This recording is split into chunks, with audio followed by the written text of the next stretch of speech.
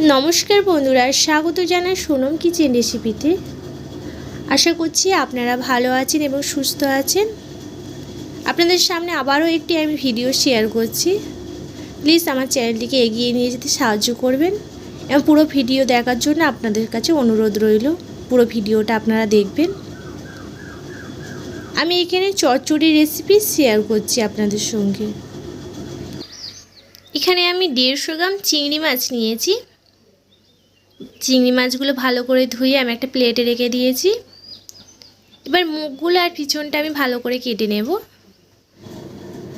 आजकेर किन्तु चिंगड़ी माछगुलो आमार शाशुड़ी माई काटছে। देखुन चिंगड़ी माछेर मुख पिछन केटे एकटा प्लेटेर मধ্যে রাখছে এরকম করে সুন্দর করে সাজিয়ে। সবজিগুলো আগেই কোটা হয়ে গিয়েছে, আমার শাশুড়ি মাই কুটে রেখেছে। এ নিয়েছি বটবটি, কড়াই, কুমড়ো, আলু, 3টে কাঁচা লঙ্কা। কড়াইয়ে তেল দিয়েছে, তেলটা গরম হয়ে গিয়েছে।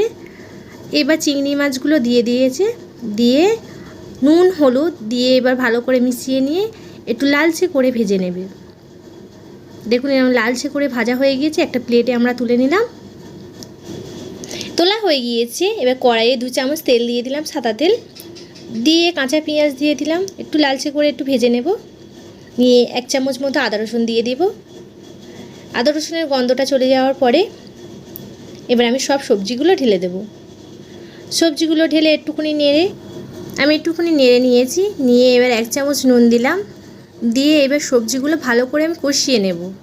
সবজির যে গন্ধটা বের হয় সেই গন্ধটা যাতে চলে যায় সেই জন্য আমি ভালো করে কষিয়ে নিচ্ছি।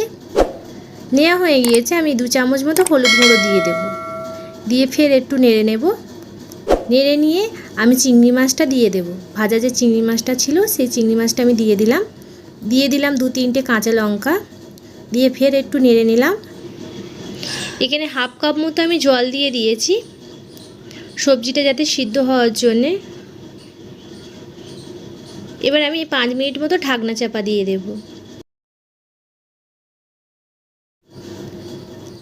আজকে রান্নাটা আমার শাশুড়ি মা করছে। চিংড়ি মাছ কুটেছে এবং সবজিও কেটেছে। এবার রান্নাটাও আমার শাশুড়ি মাই করছে। সেই জন্যে আপনাদের সঙ্গে ভিডিওটা শেয়ার করলাম। আপনারা অবশ্যই বাড়িতে বানিয়ে খেয়ে দেখবেন। যদি ভালো হয় কমেন্ট করে জানাবেন। দেখুন সবজিটা আমার ঢাকনা চাপা দেওয়া ছিল, 5 মিনিট হয়ে গিয়েছে। আমি খুলে নিয়েছি।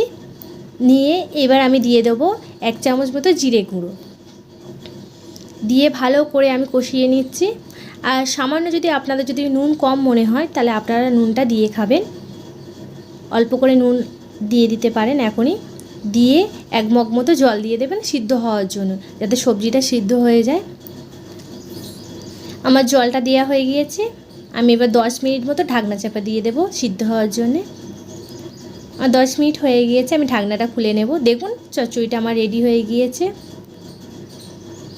আমি ভালো করে নেড়ে নেব। নিয়ে আমি এবার একটা প্লেটে চচ্চড়িটা আমি ঢেলে নেব। আমার পুরো চচ্চড়ি রেডি হয়ে গিয়েছে, পুরো বানানো কমপ্লিট। আপনারা অবশ্যই বাড়িতে বানিয়ে খেয়ে দেখবেন। যদি ভালো লেগে থাকে কমেন্ট করে জানাবেন। আর আমার চ্যানেলটিকে সাবস্ক্রাইব করতে ভুলবেন না। অবশ্যই লাইক করে দেবেন। আপনারা ভালো থাকবেন, সুস্থ থাকবেন। পরের ভিডিও আপনাদের সঙ্গে আবার দেখা হবে।